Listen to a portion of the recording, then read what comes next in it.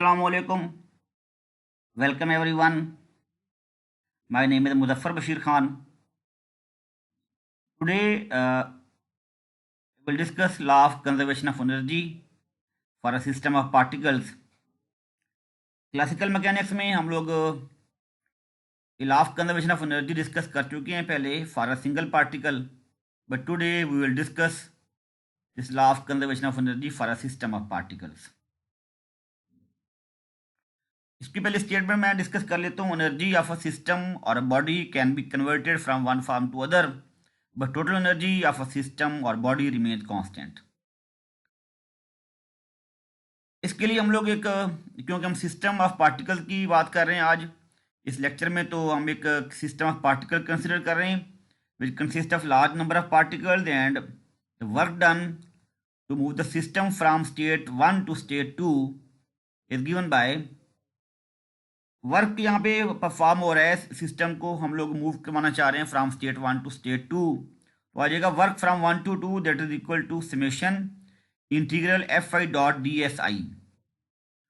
I is here any number of the particle in the system, इसको बोलेंगे I S particle. तो पूरे system को जब हम लोग मूव करवाना चाह रहे हैं from one point to other, from state 1 to state 2, तो फिर हम इस पूरे वर्क का ले लेंगे इंटीग्रल और साथ समेशन भी लेंगे. वर्क फ्रॉम 1 टू 2, ये आपके पास कोई सिस्टम है जिसको हमने स्टेट 1 से स्टेट 2 तक मूव करवाना है, उसको कॉन्फ़िगरेशन 1 से कॉन्फ़िगरेशन 2 तक लेके जाना है, तो हमें जो वर्क करना पड़ेगा दैट्स कॉल्ड W12. देखिए यहाँ पे इस एक्सप्रेशन में जो मैंने एफ आई लिखा ना, ये एफ आई यहाँ पे नेट फोर्स है जो सिस्टम ऑफ पार्टिकल्स के ऊपर एक्सर्ट हो रही है, नेट फोर्स. अब नेट फोर्स जब हम बात करते हैं तो net force that is equal to the sum of external force F E plus internal forces F I J. तो net force F I that is equal to summation F E plus summation F I J. अगर हम लोग इसको solve out करें summation F I J को, तो ये हम जानते हैं पहले कि that is equal to zero as these are internal forces, these are interaction of the particles present in the system. तो ये बेसिकली एक्शन और रिएक्शन फोर्सेज होती हैं, तो इनका सम जीरो होता है. Summation F I J is equal to zero, तो सो नेट फोर्स यहाँ पे आ जाएगी F I is equal to summation F E. F E is here external force acting on the system of particles. तो ये वाली value हम यहाँ पुट कर देंगे W12 वाले फार्मूले में. तो work from 1 to 2 that is equal to summation, अब यहाँ से लिखा था ना एफ आई, वहाँ हमने एफ ई पुट कर दिया डॉट डी एस आई, इंटीग्रल साथ समेशन भी आएगा. अब एफ की वैल्यू होती है एम ए, तो उसको हम लिख सकते हैं M D V by D T. और डी एस की वैल्यू हम लोग लिखेंगे, ये होता है हमारे पास वी होता है equal to D S by D T. V की वैल्यू होती है D S by D T, तो यहाँ से अब डी एस की वैल्यू आ जाएगी V D T. D S I की वैल्यू हमने पुट कर दी V I D T. D T को आप डी से कैंसिल कर देंगे, तो आ जाएगा M I V I D V. अब ये आपके पास इंटीग्रल है, वेलोसिटी का इंटीग्रल है वी आई डी वी. इसको आप करेंगे इंटीग्रेट, और इसकी लिमिट्स हमारे पास यहाँ पे हैं फ्रॉम 1 टू 2, यहाँ पे लिखा हुआ नहीं है क्योंकि हम लोग वर्क को परफॉर्म कर रहे हैं सिस्टम को मूव करवाने के लिए फ्रॉम स्टेट 1 टू स्टेट 2 या फ्रॉम पॉइंट 1 टू पॉइंट 2. तो अब यहाँ पे इंटीग्रल में लिमिट्स लगाएंगे फ्रॉम 1 टू 2, तो ये रहेगा half M V I square. जब इसका लेंगे आप इंटीग्रल, एम तो यहाँ पे कांस्टेंट है, और वी आई का जब लेंगे इंटीग्रल तो पावर रूल अप्लाई करेंगे, तो आ जाएगी वी आई स्क्वायर साथ ओवर 2 भी आएगा, तो इसको लिख सकते हैं 1/2 M V I square at state 2 minus half M V I square at state 1.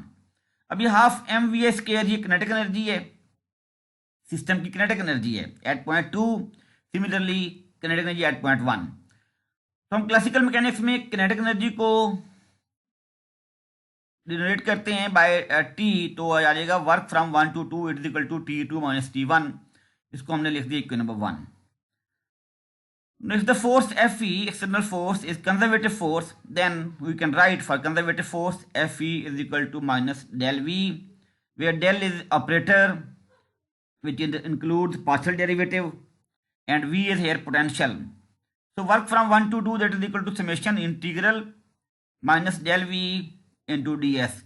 अब यहाँ अगर आप del की वैल्यू पुट कर देना minus partial V over partial x, तो हम इसको पार्शियल x की बजाय पार्शियल s भी लिख सकते हैं, तो वो पार्शियल s और ds से कट जाएगा, और फिर जब इंटीग्रल और डी वी आपस में हो जाएंगे कैंसल डाउन, तो फिर बाकी वी बचेगा, और साथ लिमिट्स भी अप्लाई करेंगे फ्रॉम पॉइंट 1 to 2, तो आ जाएगा V2 माइनस साथ आएगा यहाँ पे, माइनस V2 माइनस फिर minus V1।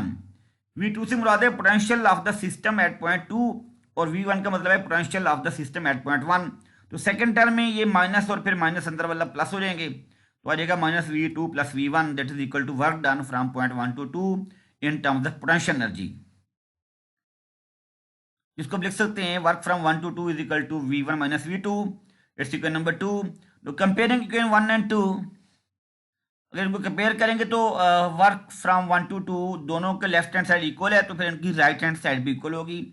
T2 minus T1 you के नंबर 1 से, और V1 माइनस V2 के नंबर 2 से। अब हम लोग ये करेंगे कि 1 वाली टर्म एक तरफ कर लेंगे और 2 वाली टर्म एक तरफ कर लेंगे, तो आपके पास ये आ जाएगा V2 plus T2, T2 plus V2 is equal to T1 plus V1। अब ये T प्लस V क्या है, that is sum of kinetic energy and potential energy, जिसको हम कह लेंगे total energy of the system of particle remains constant. ये आपको सिस्टम ऑफ पार्टिकल के लिए हम लोगों ने ये law of conservation of energy prove किया कि total energy of the system of particle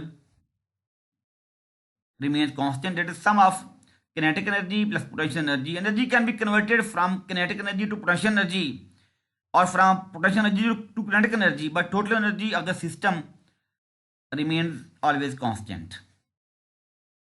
Thank you ji, thank you very much.